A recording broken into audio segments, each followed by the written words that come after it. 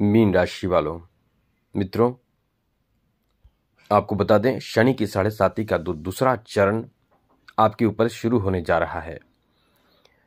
ये चरण आपके जीवन में किस तरह का प्रभाव देगा, इस वीडियो में हम आपको यही बताने जा रहे हैं। क्योंकि पहले से जो लोग जान जाते हैं अपने बारे में, अपने फ्यूचर के बारे में एस्ट्रोलॉजी के माध्यम से, वो कहीं ना कहीं नुकसान होना होता है तो उससे बचते हैं, और यदि फायदे की बात होती है तो वो फायदे प्राप्त आसानी से कर लेते हैं। इसलिए जरूरी जानकारी आपको हम देने जा रहे हैं। वीडियो पूरा देखिएगा, अंत तक देखिएगा, क्योंकि अंत में हम आपको बहुत महत्वपूर्ण और ज़रूरी जानकारी देंगे, उपाय बताएंगे। उन उपायों के माध्यम से आप निश्चित रूप से अपने परेशानियों को दूर कर पाएंगे। क्योंकि ये शनि की 7.5 का असर तो आपके ऊपर होगा ही, इससे कोई दूर नहीं कर पाएगा, लेकिन असर आपके ऊपर यानी प्रभाव आपके ऊपर पड़ेगा।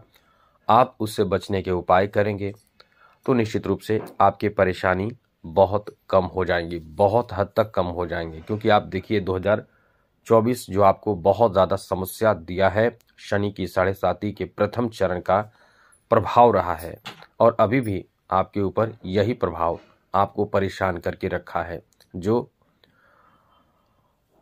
29 मार्च 2025 तक प्रभावी रहेगा। और उसी दिन से आपके ऊपर दूसरा चरण प्रारंभ हो जाएगा। ऐसे में जो पहला चरण आपके लिए बहुत ही ज़्यादा कष्टदायक था, परेशानी से भरा था, वो अब आपके ऊपर से यानी आपके ऊपर जो प्रभाव प्रथम चरण का था वो समाप्त हो जाएगा। क्योंकि आपने बहुत ज़बरदस्त समस्याओं का सामना किया है।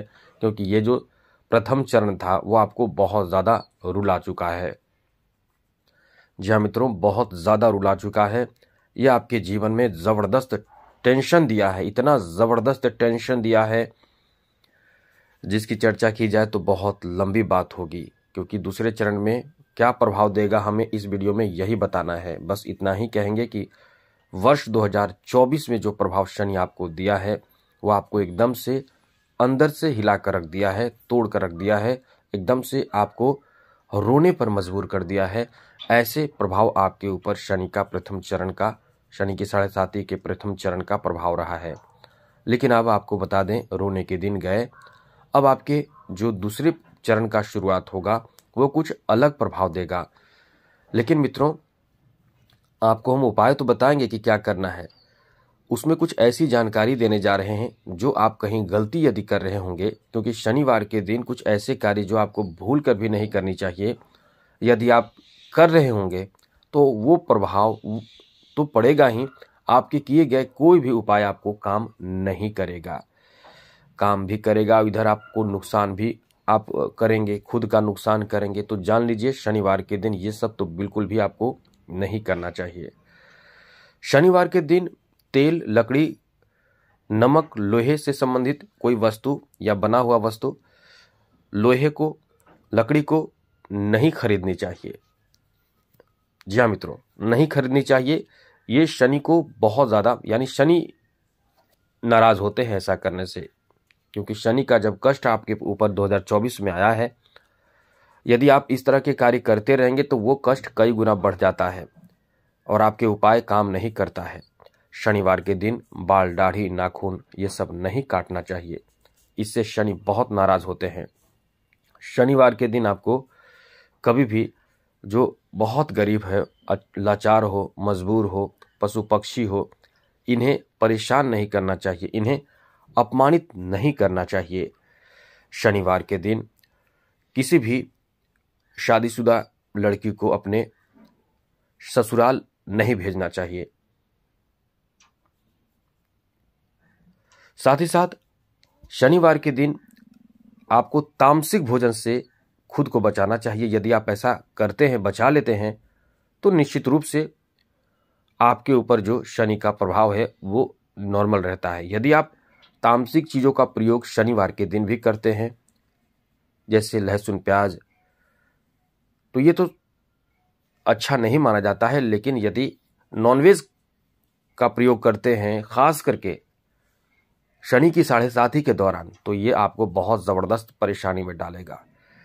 शनिवार के दिन यदि यात्रा आपको करना हो तो ध्यान रखिएगा, पूर्व दिशा की यात्रा बिल्कुल भी ना करें। यदि यात्रा बहुत ज़रूरी हो तो आप अदरक का छोटा सा टुकड़ा अपने मुंह में रखकर यात्रा के लिए निकल सकते हैं। इससे आपको बहुत हद तक राहत मिल जाता है। शनिवार के दिन आप कभी भी नमक भी नहीं खरीदना चाहिए, कलम कागज पेपर नहीं खरीदना चाहिए, झाड़ू नहीं खरीदना चाहिए। इन सब चीज़ों को खरीदना नहीं चाहिए, ये बात ध्यान रखिएगा।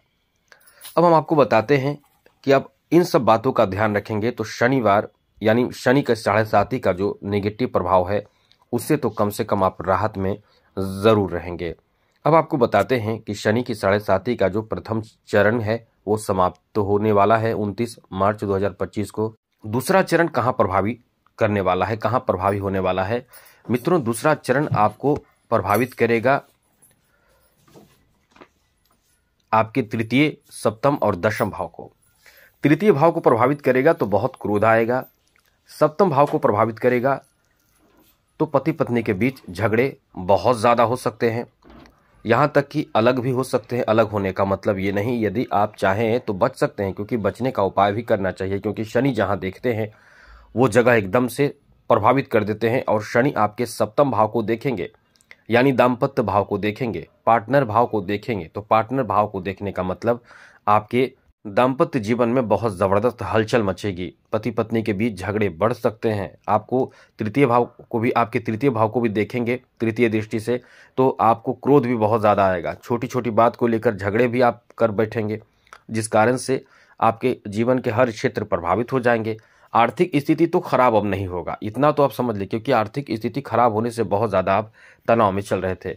लेकिन अब होगा निगेटिव प्रभाव कहाँ पड़ेगा, तो आपके क्रोध बढ़ेगा। क्रोध से यदि बच जाते हैं, क्रोध पर कंट्रोल रखते हैं, तो वो तो बता दें, क्रोध पर कंट्रोल रखना बहुत आसान नहीं होगा, क्योंकि शनि है, शनि बहुत पावरफुल ग्रह माने जाते हैं। कंट्रोल आप नहीं कर पाएंगे, लेकिन यही यदि आप कंट्रोल कर लेते हैं तो कंट्रोल क्रोध पर करने से अच्छा है, उससे सबसे पहले उपाय करें तो आपके क्रोध भी कंट्रोल होंगे। साथ साथ आपके ऊपर जो शनि का निगेटिव प्रभाव तीनों जो भाव है उसको प्रभावित नहीं करेगा, तो ऐसे में क्रोध भी कम आएगा। साथ साथ आपके ओवर कॉन्फिडेंस की वजह से कई जगह नुकसान हो सकते हैं, और कॉन्फिडेंस की वजह से, क्योंकि कॉन्फिडेंस भी शनि देंगे, तो इसकी वजह से कई तरह के अच्छे काम भी आप कर पाएंगे। तो इसमें नेगेटिव बात भी है, पॉजिटिव बात भी है।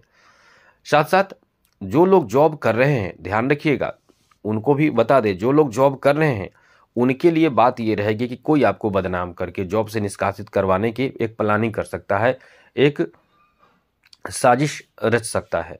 तो यहाँ आपको जॉब कर रहे हैं तो ईमानदार रहना चाहिए, किसी के बात में आकर कोई भी गलत कदम उठाने से बचना होगा। यहाँ तक आपको एकदम पूर्ण रूप से ध्यान रखना चाहिए। तो ये आपको बता दें कि यहाँ तो 29 मार्च को समझिएगा अच्छे से, यहाँ 29 मार्च से 14 मई तक ऐसी स्थिति बनी रहेगी कि डर आपको रहेगा जॉब को लेकर।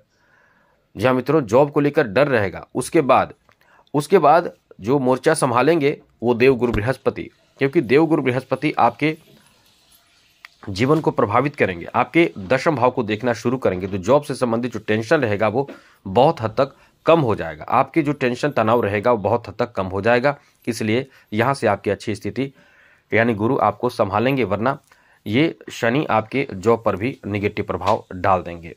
इसलिए आपको बता दें कि 14 मई से आपके लिए एक राहत वाली बात फिर से शुरू हो जाएगी, तब तक आपको थोड़े संभल कर रहना है।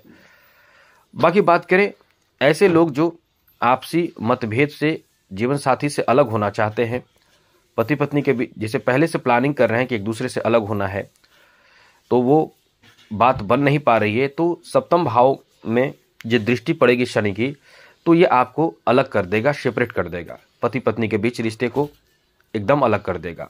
या फिर बिजनेस पार्टनर, क्योंकि पार्टनर भाव सप्तम भाव माना जाता है, ऐसे में बिजनेस पार्टनर से भी आप अलग हो सकते हैं। जो बिजनेस का पार्टनर हो, जिसके साथ आपका बिजनेस चल रहा है, लेकिन कभी कभी मतभेद हो रहा है, एकदम मतलब आपसी मतभेद हमेशा रहते हैं, लेकिन बिजनेस अच्छा चल रहा हो, उससे मतलब नहीं है। बिजनेस अच्छा चले या जैसा भी चले, लेकिन जो पार्टनर के साथ मतभेद चल रहा हो, चाहे वो जीवन साथी पार्टनर हो, चाहे वो आपके किसी फील्ड में पार्टनर हो, बिजनेस का पार्टनर हो, उनसे आप सेपरेट हो जाएंगे, अलग हो जाएंगे, क्योंकि सप्तम भाव पर जब शनि की दृष्टि पड़ेगी तो वो आपको अलग कर देगा। ऐसे में हो सकता है बिजनेस में एक दूसरे को सहायता ना करें या अलग अलग होकर अपना अपना बिजनेस संभालने लगे। यहाँ तक कि किसी भी जगह पार्टनर की बात जहाँ हो वहाँ आपको सेपरेट कर सकते हैं। ये अब यदि आप निगेटिव ले रहे हैं तो निगेटिव समझिए, पॉजिटिव ले रहे हैं तो पॉजिटिव समझिए, लेकिन आप शनि का उपाय करते रहें। इस तरह के निगेटिव प्रभाव आप पर पड़ सकता है। लेकिन अच्छी बात यह है कि आपकी आर्थिक स्थिति बहुत अच्छे होने लगेंगे। आर्थिक मतलब धन को लेकर आप परेशान कम होंगे। और आपको बता दें, आप इसके लिए उपाय यदि करते हैं जो हम आपको अक्सर बताते हैं तो बिल्कुल भी चिंता करने की ज़रूरत नहीं है। जो हमने निगेटिव बातें बताई हैं वो प्रभाव जो पड़ेगा वो फीके पड़ जाएंगे। जैसे बारिश जो होती है, तेज़ बारिश हो रही है या बारिश हो रही है, लेकिन कुछ लोग ऐसे हैं जो उपाय नहीं कर रहे हैं, कुछ लोग ऐसे हैं जो छतरी लिए हुए हैं यानी उपाय किए हुए हैं, उन पर बारिश का असर उतना ही होगा। आप समझ सकते हैं कितना हो सकता है। कुछ लोग रेनकोट पहने हुए हैं तो उन पर भी क्या असर पड़ेगा आप समझ सकते हैं। लेकिन मुख्यतः वो परेशान ज़्यादा हो जाएंगे जो कोई उपाय नहीं कर रहे हैं, नॉर्मल चल रहे हैं, उन पर बारिश का असर होगा और वो निश्चित रूप से भीग जाएंगे। तो इस तरह से उपाय ज़रूर कीजिएगा। उपाय क्या कीजिएगा ये नोट कर लें। सबसे पहले तो आप ध्यान रखिए, निगेटिव बात जो हमने बताए हैं वो आपको बिल्कुल भी शनिवार के दिन नहीं करना चाहिए, वो आपको नहीं करना चाहिए।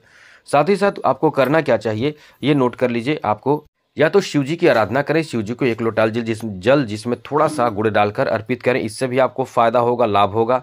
या फिर यदि ये नहीं कर सकते हैं, शिव मंदिर में आप जाने से बचना चाहते हैं क्योंकि बहुत दूर हो या मंदिर आसपास ना हो, तो आप एक काम कीजिए, हनुमान जी के मंदिर हो तो वहाँ जाकर आप हनुमान जी को सिंदूर चढ़ाएं शनिवार के दिन।